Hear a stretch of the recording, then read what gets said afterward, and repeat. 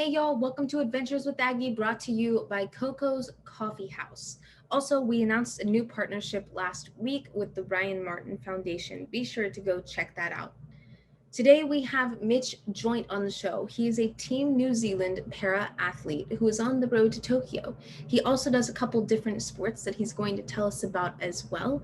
Please welcome Mitch. Well, Mitch, how are you doing today? I am good, thanks, Aggie. How are you? I'm good. It's so nice to meet you. I'm excited to get to know more about you and what you do. But first, can you just kind of give me some background on who you are and what you do? So I'm Mitch Joynt. I'm a New Zealand sprinter. I hold the New Zealand records over 100, 200, and 400, but I'm mainly a 200-meter sprinter on the track. Some people get confused. Some people think I cycle when I say that, but no, I'm a runner. Got it. Got it. You kind of preface, I guess, some of the other questions. I was going to ask you your favorite event. I know you do a couple, but I guess how did this become your sport? I guess backtracking a little bit. When did you start sprinting, and how did you know that this is what you wanted to do? Oh, yeah. Well, so I've kind of always been into sport. Like growing up, I was always into so many sports. And I guess I'm one of those people that is just, I guess I'm naturally quite good at everything, but not amazing at anything. So when I find something I like, I just get real passionate and I just go 100% into that. As far as actual sprinting goes, that was, I guess I should also say I'm a below knee amputee. Actually, they probably want to know that. I haven't been that my whole life. I lost my leg when I was 18. So once that happened, I wanted to go to the Paralympics. And as first I tried to do rowing, and that didn't go to plan. Just the way Paralympics works, the more disabled you are, the less people you need in a boat. And I'm classified as not that disabled, so I need 8 people on a boat. And I couldn't find 7 other people that wanted to go to the Paralympics. So then I moved to snowboarding because I snowboarded my whole life. And I did make the New Zealand team, and I went to one World Cup as a snowboarder, but it's just financially just unaffordable to be a snowboarder. And how funding works over in New Zealand, you don't really get funded until you're like a medalist or like top tier in the world. So then I sort of put that on the back burner. I haven't completely moved away from it. I might attempt to Winter Paralympics at some point, but then I just kind of fell into running. I did a marathon just to tick it off my bucket list, and my current coach, he saw me do that and was like, "There's no career in long distance running for amputees, so do you want to try short distance?" So I went from 42 Ks to a couple hundred meters. Okay, I have what might be a silly follow-up question, but I've never been to New Zealand. Yes. So where do you snowboard in New Zealand? That is another logistical error. So I live in Auckland, which is the main city. You've potentially heard of that. The nearest mountain is about a 5-hour drive away. It's called Mount Ruapehu. It's like central of the North Island, and it is a mountain you can snowboard and ski on, but it's not a great mountain you can snowboard and ski on. So the best actual facilities are like a 3-hour flight away at the very southern end of the South Island in a place called Wanaka or Queenstown. I guess I just never thought about New Zealand being that cold. Yeah, it's not that cold. We have a pretty short window for a snow season. It's not, it won't be what you're used to. It's sort of like you have to maybe a 2-3 month window where it's like good snow. And then the rest of the year, those same mountains are like tramping tracks or mountain bike tracks because there's not a drop of snow on them. That's crazy. I want to see it one day. I want to come. I want to see it. But it's a picturesque place for sure in either season. That's awesome. I love it. Okay, silly follow-up question, but back to what you do now. I guess I have another question too. I guess after you lost your leg, you could have chosen lots of things to do. What was it about the Paralympics that you said, I want to do this? And how did you know that was what you were going to spend the next years doing with your life? That's a good question. It was, I guess, like, because I had 18 years of my life with 2 legs and I didn't really do anything with those 18 years. So you kind of take your body for granted. So when a little bit of it's taken away, you then want to just make the most of the rest of it. And so that's like I guess that's my reasoning behind it. But there's also like because I was in an accident to lose my leg. So it was quite traumatic for like my friends and family and people I care about. So I also wanted to kind of prove to them that I'm okay, that it wasn't as bad as it kind of first seemed, that like I've made the most of it. Definitely. That's great. I think a perfect lead in, I wanted to ask you about your sporting motto or philosophy that you tell yourself. So can you tell us about that a little bit? Yeah, I actually wrote it down so I didn't mess it up. So my motto it really describes me the best is that hard work beats talent when talent doesn't want to work hard. Because like I said before, I was never like the best at anything. I was just pretty good, and I'm just willing to work harder than anyone else to become the best. That's really cool. I was never the best at any sport, which is why I do this now instead of competing. But that's a me thing. Cool. Let's see. I want to ask about, like, I heard you speak one time about racing yourself. How do you? I don't really know what my question is here, I guess. But what is your like drive to keep out racing yourself, if that makes sense? Yeah, so that's probably my favorite thing about athletics as a sport is that. So I like team sports. I like watching team sports, but being in a team grinds my gears because other people aren't as passionate as I am, and some people like treat it a bit socially and they don't put all their effort in. Whereas in athletics, there's no one to blame. Like if I lose, it's only me to blame. And I like that accountability.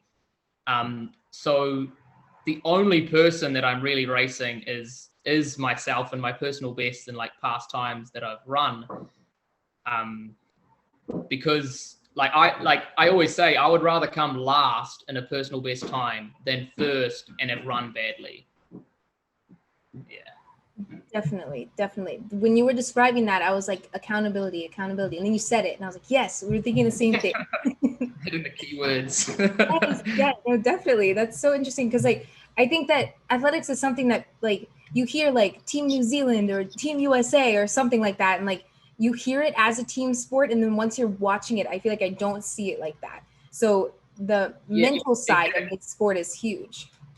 Yeah, because like as far as the Team New Zealand bit goes, is we kind of work together as a team, sort of in every aspect except in the actual like arena. And then we're no longer a team. It's only you out there. Yeah, and that's the complete opposite of like many other sports, right? Like almost all of them, I would say. Yeah, exactly.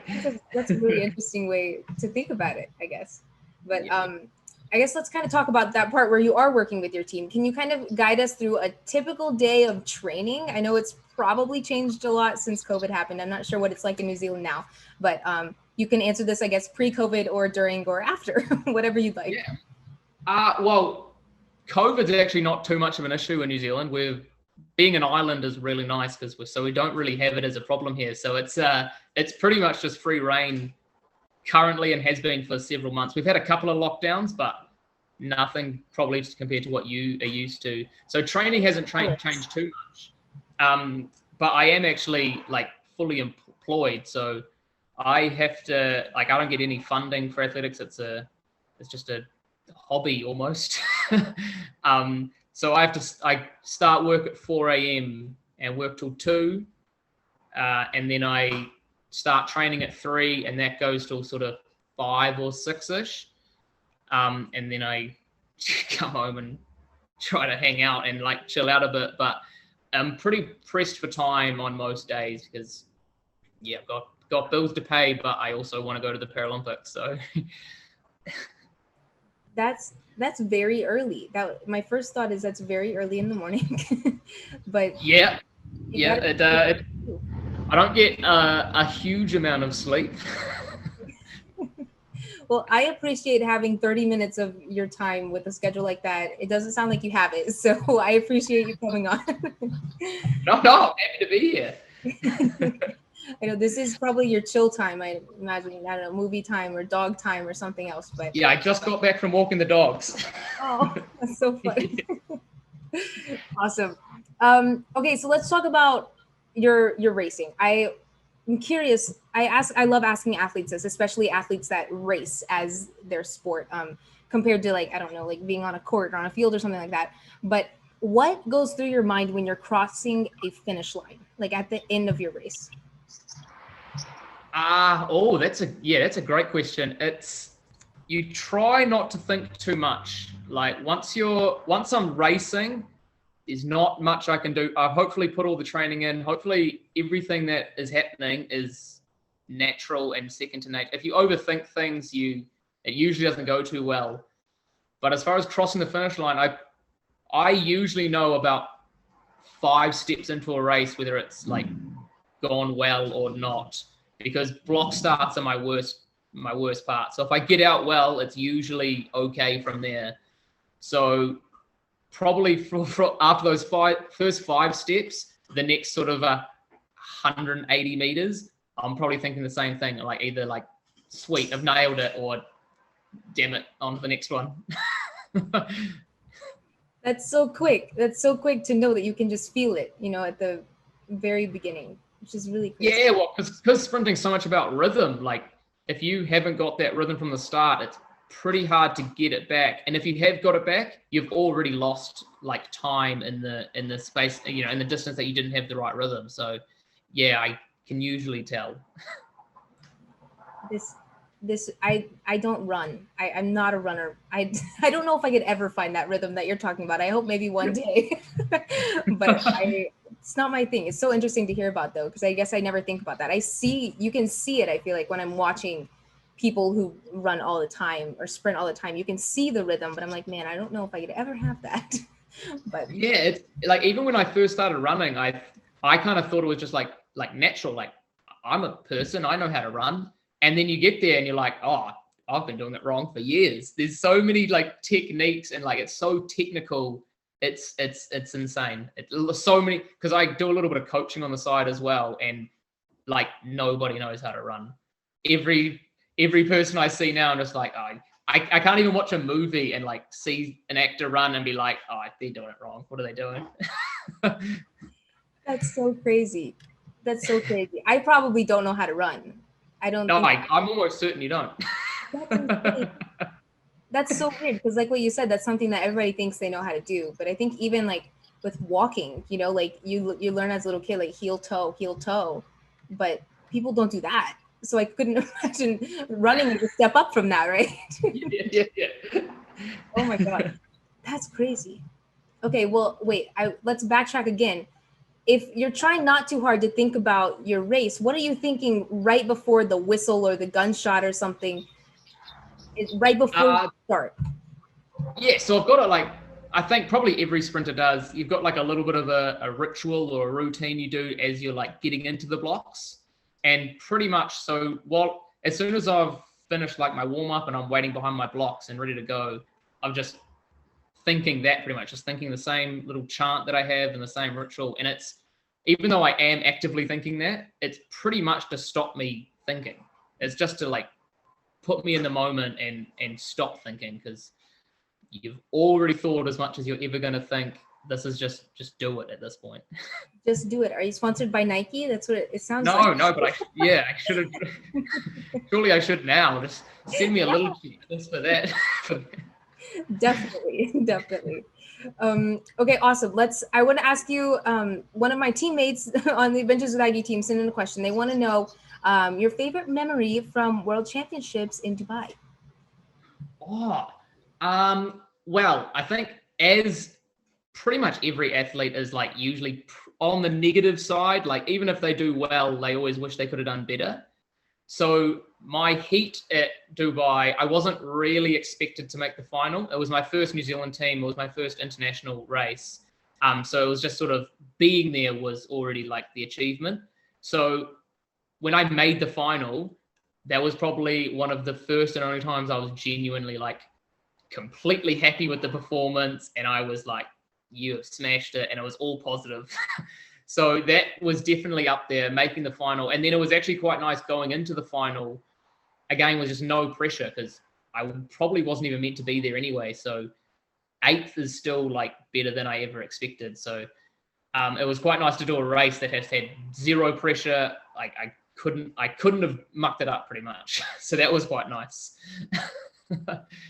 That does sound quite nice. I think Yeah. that's really interesting though, the way that you put it, because I guess a huge part of being an athlete, right, is being coachable and working on your weaknesses. So Yes. I feel like even when I did play sports and things, it's like, all right, we won, but like we messed up this, and this, and how can we make it better for next time? So having that high moment, you're like killing it. That's so cool to have that. But that's a really weird part of sports that I don't think people think about very much. I had another athlete on the show, and he was saying after he does his races, he races cars, so a different kind of racing. But he's Yeah. like, we don't talk about the 3 hours of film that I go watch after the race to try to fix everything that went wrong. And I think I was like, oh yeah, you don't see that on TV. You don't see any of that. No, it's all like pretty glamorous on TVA, but it's actually like you remember the negatives wait for so much longer than the positives, which is unfortunate, but it's sort of like what you need to get better. Yeah, definitely. Yeah. Definitely. That's wild. Um, awesome. Well, let's talk about prep for Tokyo. I guess what's next? I know we're on the road to Tokyo, eyes are on it. What are you doing from now until, I guess, I don't know, trials or qualifications, or what's next for you? Yeah, so the qualification period is it ends on the 23rd. So I've pretty much done everything I can up to this point. It's because there's no more races next weekend. I had my last race on this weekend. So I have qualified in the sense of they have standards. So there's like an automatic qualifier, and then there's like a step below where you've qualified, but you might not actually get in because it depends how many other athletes are there. So I pretty much just have to wait, just cross my fingers and hope I've done enough. And then after that, it's just train. It's just work, get as good as I can before Tokyo, make as much improvement as I can before then, and yeah, see what happens over there. Wow, as if we haven't waited enough this whole year. You're still in Yeah. the waiting period here. I know. It's like it every time you check off like one, like you've done this, you've done that, and then it's like, oh, I just got to wait to do that, and then I'll have to wait to do the next thing. Yeah. Wow. Well, And then once we get to it, it's going to be like over in like instantly. yeah. And then I've missed savoring it. Yeah, Yeah. it's definitely. It's one of those things like it's coming, and then it went. Yeah, absolutely. So soon. That's so exciting though. I love it. Okay, cool. So 2 more questions for you. I end all of my shows on advice. I have 2 kind of spin questions, I guess, like related but not really. First one, what advice would you give to people who are looking to start sprinting, or maybe they want to learn to run correctly? What advice would you give them? Definitely get a coach. People that just try to run, you might get fitter, but you're not going to get any better at running. Definitely get a coach. It doesn't have to necessarily be full-time, but definitely learn the basics and get them to run you through like the basic running drills, because you are not, some people learn from YouTube, I suppose. That's a kind of coach. But like at least learn the basics and learn the drills before. Don't just go for a run because you don't know how to. Yes. That's great advice. I love it. Okay, then last question here. I ask every athlete that comes on the show, what is one piece of advice you would give to younger Mitch? Well, hindsight is obviously fantastic, but I would definitely encourage him to learn to run before he lost his leg, so he was way better at running when he lost his leg. And then obviously also maybe some advice to not lose my leg would also be beneficial. But in hindsight, also it's that's potentially the best thing that ever happened. I never would have got to the Olympics with 2 legs, so maybe I wouldn't. Maybe I'd keep it this way. But no, actual advice I'd give to him is just like don't take life and your body for granted. Like, I wish I started training hard and working hard and like aiming for a goal a lot earlier. And I wish I didn't need, such a drastic motivation to sort of, get into some serious sport. Because I've always been into sport, but I was always more of a casual social side. I wish I got serious younger. I think he'd appreciate that. Yeah. I think Mitch would appreciate it. Awesome. Well, I'm cheering for you. Adventures with Aggie is cheering for you. Super excited to see what happens, whether it's sprinting or snowboarding. Who knows? Yeah. But thank you so much for coming on and sharing your story. This was great. No, thank you for having me. Awesome. It's been a lot of fun. Mitch, thank you so very much for taking the time to come on the show and share your story. Tune in next time to hear from Allison Levine, Team Canada Boccia player.